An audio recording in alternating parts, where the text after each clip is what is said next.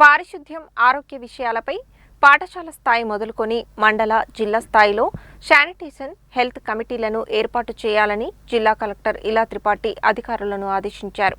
ఇందిరమ్మ ఇండ్లకు అవసరమైన ఇసుకపై నివేదిక సమర్పించాలని ఆదేశించారు.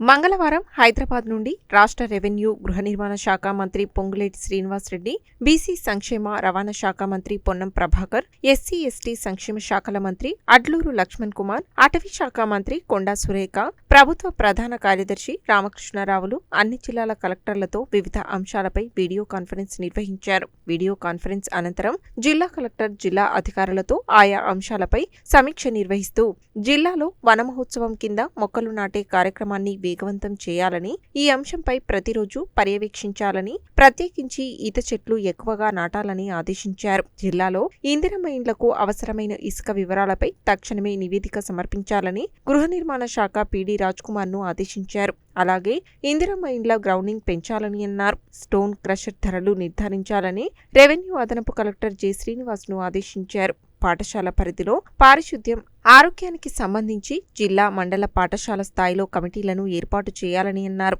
ఆయా సంక్షేమ రెసిడెన్షియల్ పాఠశాలలో, మహాత్మా జ్యోతి బాపులే పాఠశాలల్లో అత్యవసరమైన సివిల్ పనులకు సంబంధించి ప్రతిపాదనలు పంపించాలని ఆర్సీఓలను ఆదేశించారు.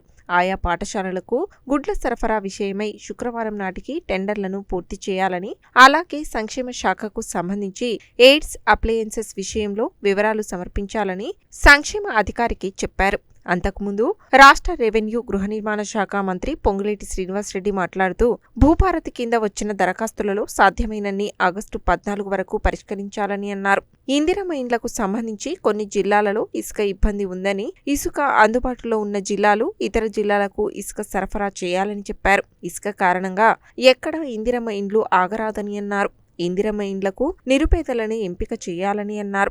డబుల్ బెడ్రూమ్ ఇండ్లకు లబ్ధిదారులను గుర్తించాలని అన్నారు. రాష్ట్ర బీసీ సంక్షేమ శాఖల మంత్రి పొన్నం ప్రభాకర్ మాట్లాడుతూ మహిళల ఉచిత బస్సు పథకం కింద 200 కోట్ల మహిళలు ప్రయాణం చేసి 6,700 కోట్లు చెల్లించిన సందర్భంగా ఈ నెల 23న రాష్ట్ర వ్యాప్తంగా సంబరాలు నిర్వహించాలన్నారు. అటవీ శాఖ మంత్రి కొండా సురేఖ మాట్లాడుతూ వన మహోత్సవం కింద రాష్ట్ర వ్యాప్తంగా ఒకరోజు ప్రత్యేక డ్రైవ్ నిర్వహించి పెద్ద మొక్కలను మాత్రమే నాటాలని అన్నారు. రాష్ట్ర ఎస్సీ, ఎస్టీ సంక్షేమ శాఖల మంత్రి అడ్లూరి లక్ష్మణ్ కుమార్ మాట్లాడుతూ దివ్యాంగులకు ఎయిడ్స్ అప్లయన్సెస్ కై లబ్ధిదారులను గుర్తించి జాబితా పంపాలని అన్నారు.